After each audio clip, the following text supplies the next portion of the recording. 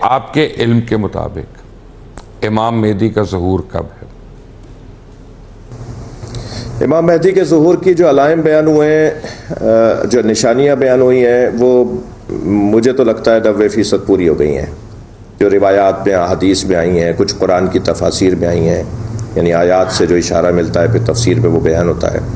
90% کے ظلم و جور کا غلبہ ہو جائے گا، زیادتیاں، دھونس، روب، ڈکٹیٹرشپ، فرعونیت بڑھ جائے گی، مظلوم کا کوئی پوچھنے والا نہیں ہوگا، کوئی ساتھ دینے والا نہیں ہوگا، ناانصافیاں حاکم ہو جائیں گی اور بے عدالتی عام ہو جائے گی، منافقت عام ہو جائے گی، وہ بہت ساری چیزیں، ایک لمبی لسٹ ہے۔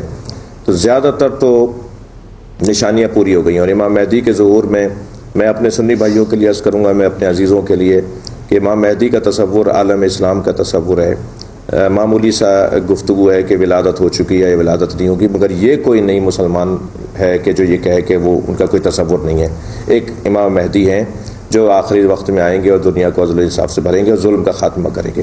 مجھے لگتا ہے کہ ان کے آنے کے آثار شروع ہو گئے ہیں، اور اگر یہ جیسا کہ یہ لوگ کہہ رہے ہیں کہ یہ ہم انہیں ختم کریں گے، اور یہ در حقیقت ایک مذہب کی جنگ ہے اور دین کی جنگ ہے، وہ ایک مذہب لے کے بات کر رہے ہیں، ہم ایک اور مذہب کے ماننے والے ہیں یعنی اسلام کے۔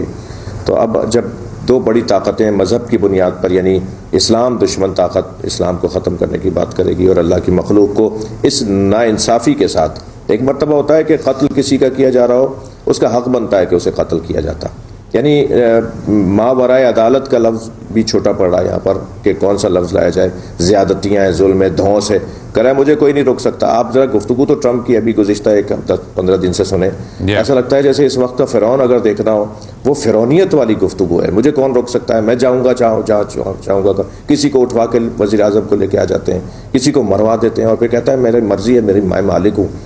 یہ جو اللہ کو پسند نہیں ہے۔ فرعونوں کو، فرائنہ سے تو قبریں بھری ہوئی ہیں، پورے قبرستان بھرے ہوئے فرعونوں سے، کیسے کیسے لوگ آئے جو مٹ گئے، ختم ہو گئے۔